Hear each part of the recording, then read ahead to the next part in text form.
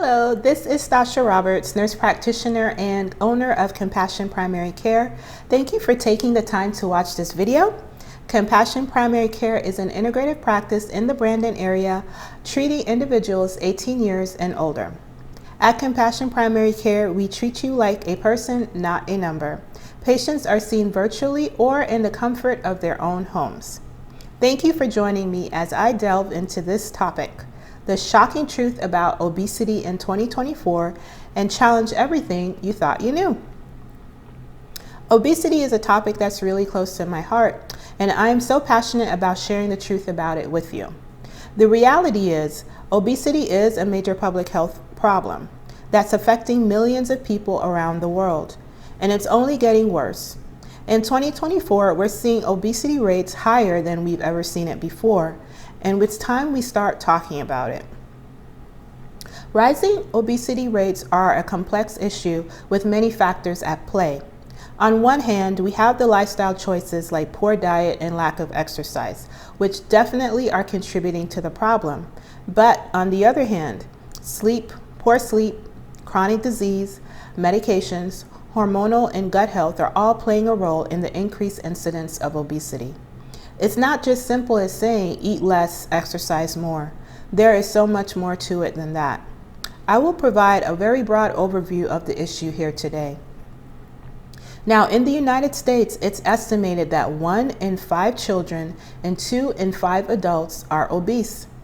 Children with obesity are more likely to have obesity as adults.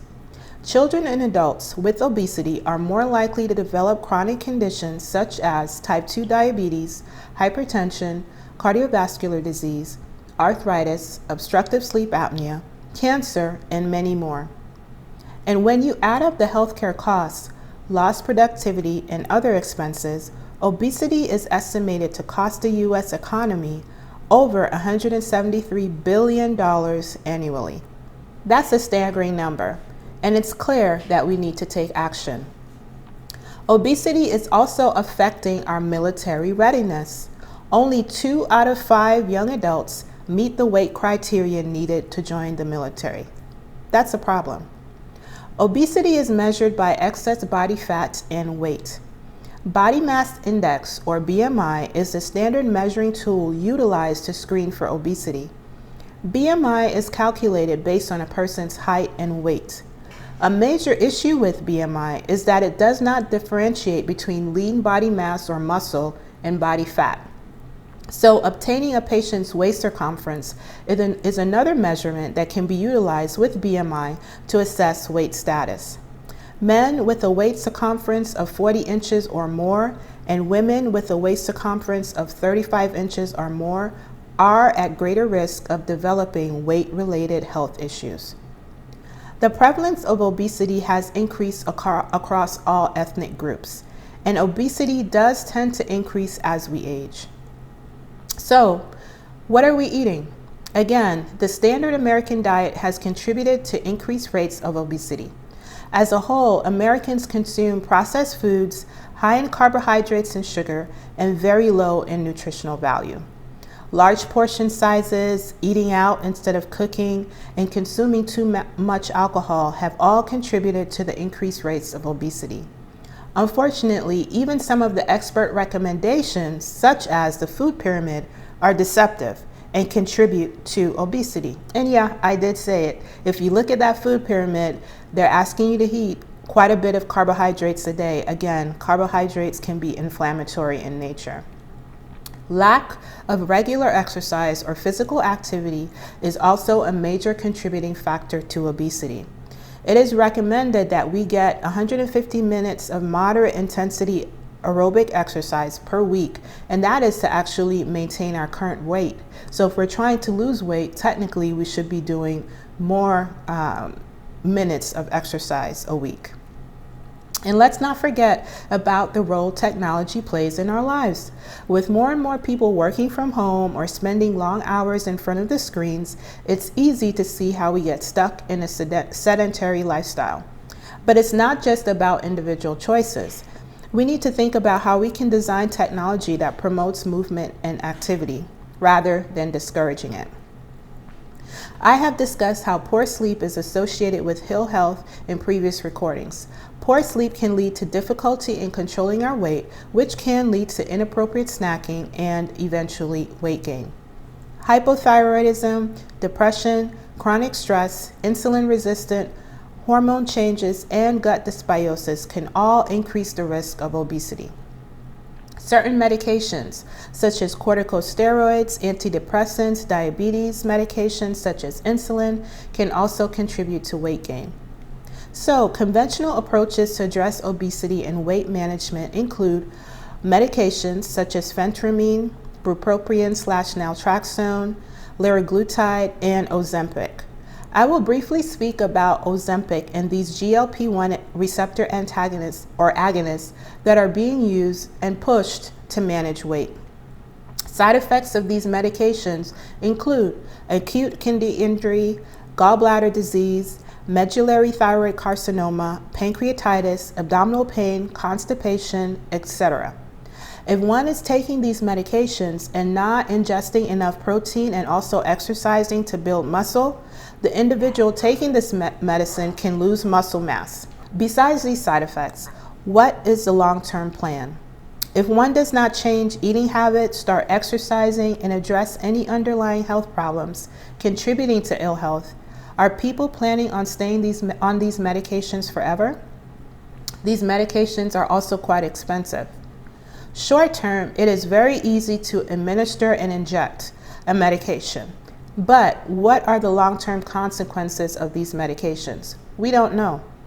Obesity is not caused by a deficiency in a GLP-1 receptor agonist medication.